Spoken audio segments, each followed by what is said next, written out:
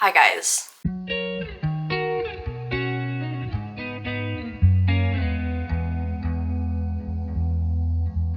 So today we're going to be walking through my hand spun and hand dyed yarn collection. These are all yarns that I've spun and dyed up over the last couple of months, and I'm going to be putting all of them up for sale on my website this Friday. So I wanted to make this video partially for record keeping purposes because I think it's going to be really nice to look back on all the yarn that I've spun this year, but also just to talk you guys through what's going to be available. I've managed to keep this collection under wraps, so I have been revealing the yarn day by day over on Instagram. But it's a little bit hard to do like a proper deep dive into every individual skein, so I wanted to take the opportunity to do that in a long form video. I'm going to stop yapping and get straight into it. We are not going to do this in any particular order, but I am going to be starting with the larger skeins, and I'll do the minis towards the end. So this is the first skein I'm showing you guys. This one is called Certainty. This one has a bunch of different fibers in it. I ordered a bunch of this 70/30 merino and tussah silk roving and dyed it all up in a couple different colors. So there's some of that in here.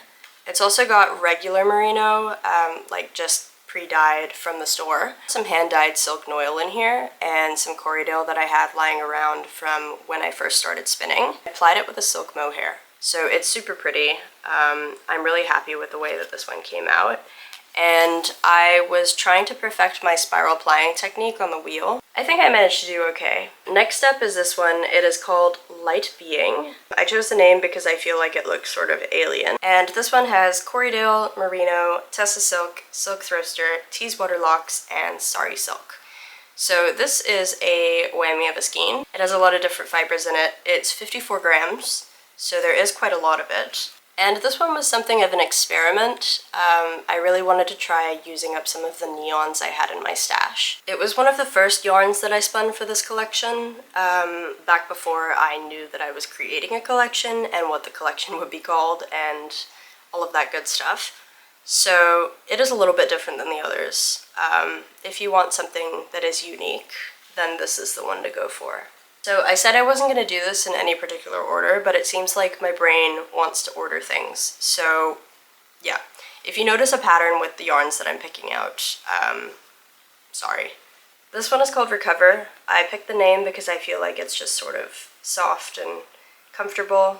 This is another one that has some of my hand-dyed merino in it, and it also has tussah silk, mulberry silk, and silk noil. So it is very silky. It is super soft. And I don't know, I just think these colors look so nice together. I sort of stumbled upon this color combination. Usually when I go to spin stuff, I have like an idea for the colors that I want to use, but I didn't think too much about the colors for this one. I just knew that I wanted to use some of the stuff that my mom got for me. So all the white that you can see in here was the base for the yarn. I just sort of added colors on top of that, and it came out really pretty. This one's called Anima, and it's a combination of some very warm, bright colors. There's some pops of green, turquoise, and of course the pinks and oranges. I kept it relatively simple with this one. It's just merino, alpaca, and silk noil. And the silk noil gives it this really beautiful tweedy effect. So all the turquoise bits are silk noil that I dyed in my kitchen over there. I think this one pairs quite nicely with this one, which I'll talk about in a second. This one is called Epoch, and it is a hand-spun single plied with an alpaca boucle that I dyed myself. It has merino, Corriedale, silk thruster, silk noil, and of course the alpaca boucle. I just really love the look of a single plied with a boucle. I think it's so much fun, and I'm really excited to experiment with it more now that I can dye my own boucle. This is the rest of that hand-dyed alpaca boucle. This one is called Return to Earth. Okay, on to something green. This one is called Deep Rooted, just this crazy textured single. It came out so beautiful, and it has merino, tussah silk, silk threads, and teeswater locks. So the teeswater locks, I don't know, they're pretty subtle, but they are in there. I feel like the star of the show is all the silk threads that I added in. But yeah, I just really love this color combination. I love all the pops of blue with the green and the burgundy. I think it's super nice.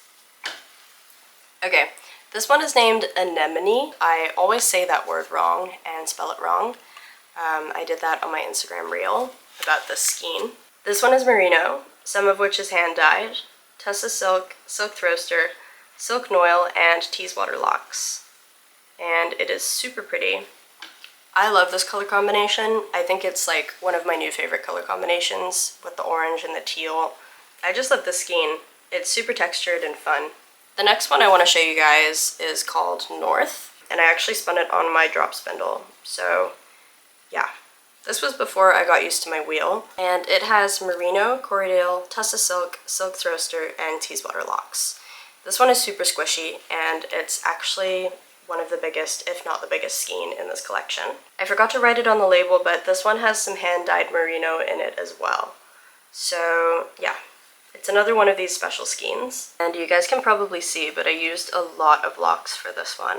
I said in one of my recent videos that I wanted to do a lot of plied skeins for this drop, but unfortunately my skills plying are just not where they need to be for me to be doing that. So I have very few plied skeins available, but this is one of them. I actually spun this one up on my drop spindle and then I plied it using my wheel because plying takes forever when you use a drop spindle. But my friend Nairi suggested that I call this one Time, and I think the name is really fitting. There is just something about this skein that screams time. So this one is another one that has a lot of these warm colors in it. It's got like orange and brown and burgundy, and little pops of teal in it as well. And it's merino, partially hand-dyed, tussa silk, silk throaster, teeswater locks, and it's plied with itself. Oh, and there's a little bit of alpaca in this as well. But yeah, a lot of colors, a lot of texture. I would love to make more yarns that look like this. I think this is so pretty. I called this one Tidal. It's primarily blue with some purple, burgundy, and teal accents. And this one has merino, tussa silk, silk threads, and teeswater locks. The locks are also this pale blue, so you can't really see them very well, but they're there. And this one is a nice squishy single, again, because of the teeswater locks. This one is called Daylight, and this skein is actually the leftover of the yarn that I plied with this to get this one. It's pretty slubby, as you can see, but I think that adds to the charm. This is the last of the full-sized hand-spun skeins. This one is special because I dyed this fiber. This was the first thing that I ever dyed, and it came out kind of patchy.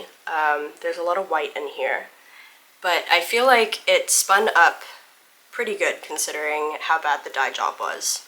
It's called Aquatic because I feel like it looks like an octopus. And it's hand-dyed 70% merino and 30% tussa silk. This one is exactly 50 grams. I weighed it out before I dyed it. On the topic of hand-dyed, here are two small merino skeins that I dyed myself. They're both DK weight, and I used the same dye pan for both of these, but they came out totally different. This one still has some of the pale green in it, which I love. I think it looks so good with the blue and the red and orange. But this one came out a little more muted. I'm not sure why. It's got less of that pale green in it, which is a little bit sad. I dyed these ones last week, and I was just getting comfortable dyeing. I wanted to experiment with speckling. It didn't come out exactly the way that I hoped, but it still looks pretty good. So we're finally on to the minis. So this one is the mini that I made from that bigger skein. I applied this with some polyester sewing thread. It's got all of the same fibers in it because I spun it all in the same go, and then I applied this one separately. And again, this one is called Deep Rooted. This one was my first attempt at lock spinning. It is called In Dreams, and it's 100% teeswater locks. I bought these locks from a store called Barn to Yarn, and I bought 3 50-gram lots in 3 different colors. So this was me adding 2 of the different colors together to create this loopy, variegated skein. I think officially this was the very first thing that I spun after my last drop. This one is called Clarity. I had a bunch of new colors that I really wanted to experiment with, so I kind of just threw them all together, and this is what I got. It has merino, tussa silk, silk throaster, and silk threads. So this is another one of the very silky ones. And I think it came out pretty cute. This last skein was the first skein of yarn that I ever dyed. I had this white alpaca in my stash and I wanted to try dyeing with it because I had just got my dyes. So I skeined it up, threw it in the dye pan, and added some colors to it. And this is what I got. It is extremely soft because it's alpaca. But because it's alpaca, the dyes took to it in this kind of, I don't really know how to describe this, but alpaca takes the dye in a very unique way. Anyway, it's a bunch of different shades of brown and teal, and I think it looks pretty cute. I almost forgot to tell you guys the name. This one is named Dust. So that's everything in the Fable collection, guys. I hope you enjoyed this video. I know it's a little bit different to the videos that I usually make. I just really wanted to share what I've been working on with you guys because I'm super proud of this collection and I'm so excited to get more into dyeing and spinning as the year goes on and as we go into next year as well. If you like this video, please leave a like and let me know in the comments below which of these yarns was your favorite. I'd love to hear what you guys would make with these, and if you're interested in staying up to date on what I'm making, subscribe because I make videos every 2 weeks, and in my next video I'm going to be tackling a cardigan. Okay, that's it from me. I hope you guys have a great week and I'll see you in the next one. Bye!